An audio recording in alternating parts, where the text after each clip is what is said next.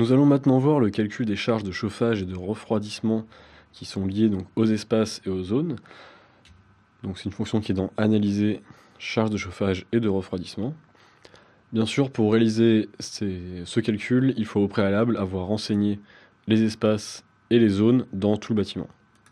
Donc c'est quelque chose que j'ai fait hors caméra. Donc juste où il faut remplir bien sûr, étage par étage les espaces et les zones pour avoir un résultat cohérent. Sinon, vous pouvez très bien aussi faire le calcul sur un seul niveau. Ce n'est pas très grave. Donc ici, j'ai renseigné pour tous les niveaux l'espace et les zones. Donc quand je vais lancer le calcul de la charge de chauffage et de refroidissement, la première chose que fait Revit, c'est de me créer une sorte de modèle analytique où il va récupérer, voilà ici en vert, tous les espaces de mon bâtiment. Donc je vais passer d'abord ici sur détail avant de revenir sur la partie générale. Donc dans détail, j'ai récupéré ici toute ma liste de mes zones. Donc on retrouve chauffage central et les premières états que j'ai écrits. Et en dessous, quand vous ouvrez, vous retrouvez les espaces correspondants. Donc cette petite vue 3D ici, elle vous permet de, si vous zoomez dessus, et vous pouvez très bien bouger ici avec le cube, hop, de regarder le bâtiment, sa composition. Et vous avez des petits outils ici à droite qui permettent soit d'isoler des espaces ou des zones entières. Donc, hop, je vois bien ici mon bâtiment. Soit de mettre en surbrillance. Donc vous le voyez ici en bleu. Voilà, plus visible ici sur ce côté. Les espaces ou zones que je sélectionne. Donc là, je vais mettre les deux. Voilà. Donc l'utilité, c'est pas seulement de venir voir ce qui a été fait, mais aussi de pouvoir changer encore des paramètres avant de faire le calcul. C'est-à-dire que je peux encore aller sur chaque zone, la CTA par exemple, et venir modifier les températures de consigne. Donc, hop, cliquez ici, modifier la température de consigne et les températures de soufflage de chaque système. Donc pour le chauffage, le refroidissement, les informations sur l'extérieur, les informations qu'on avait en fait dans les zones. Pareil pour le type de service, je peux encore le modifier ici. Et aussi, si j'ouvre, dans les espaces, je vais récupérer encore des informations sur les types d'espaces, les types de construction, le nombre de personnes, les charges électriques, et je vais encore pouvoir les modifier juste à cet endroit-là, juste avant le calcul. Donc je peux cliquer dessus et encore choisir un nouveau type d'espace, etc. Donc je vais revenir ici sur la partie générale. Donc vous avez ici dans général quelques options qui vous permettent donc d'affiner un peu le calcul. Donc le type de bâtiment qui va influencer sur les certains paramètres de calcul. Donc c'est principalement pour les occupations du bâtiment. L'emplacement, bien sûr, c'est important. Donc le plan du sol, c'est l'endroit à partir duquel le bâtiment sort du sol. Donc ici, mon niveau au sol, c'est le niveau 0. La phase du projet, je reviendrai sur une autre partie sur les phases. Et donc, bien sûr, dans Revit, vous pouvez faire un phasage de votre projet. Et ce phasage-là peut être récupéré aussi dans les calculs de charge. Donc on peut par exemple faire un calcul sur l'existant, dessiner une nouvelle construction, donc des rénovations, et faire le calcul pour comparer l'existant et ce qu'il y a de nouveau. Ensuite, l'enveloppe du bâtiment, donc vous avez des paramètres de fonction et éléments extérieurs, donc ça va jouer en fonction des murs qui ont été tracés sur la finalité du calcul. Donc le service du bâtiment, c'est le service global de votre bâtiment. Donc si vous n'avez pas renseigné dans les espaces quels sont les services, il va prendre celui-là par défaut. Donc type schématique, c'est la même chose pour la partie construction. Donc c'est les valeurs de base du bâtiment pour les parois extérieures, les toits, portes, etc. Toutes les transmissions thermiques de chaque type d'élément.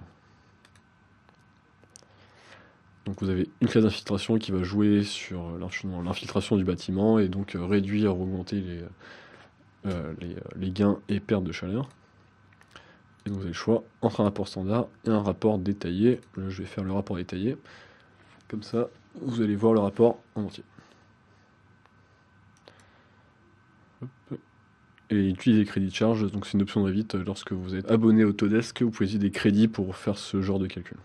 Donc c'est vraiment quelque chose de spécifique à votre contrat Autodesk. Donc je vais lancer le calcul, il va me générer, on voit ici à gauche l'avancement du traitement des données, et il va me générer un rapport avec tous les résultats.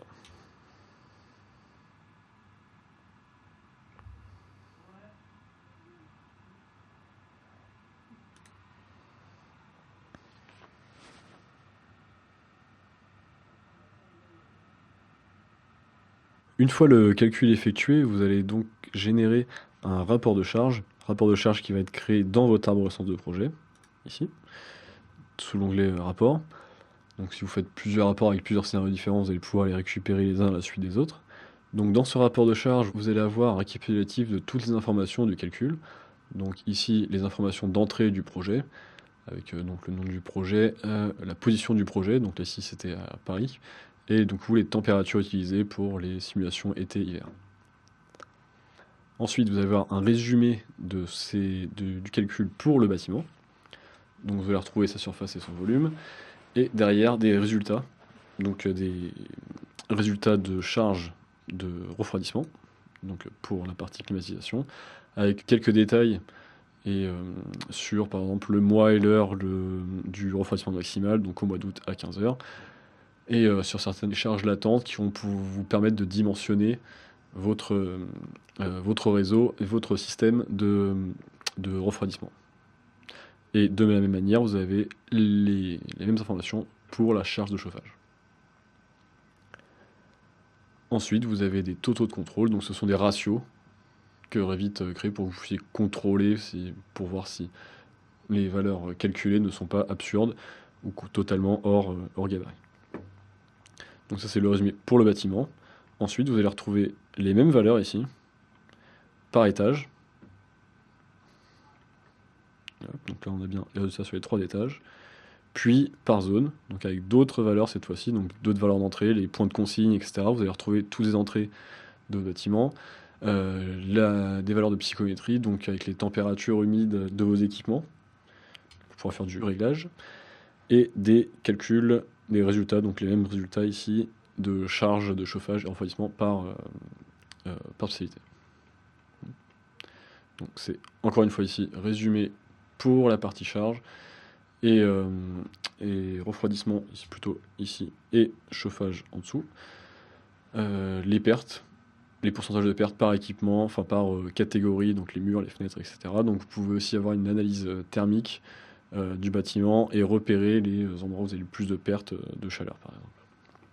Donc vous allez retrouver ça par zone, puis par espace. Donc là, vous allez avoir, par exemple, dans la première zone, vous avez ces espaces-là à l'intérieur.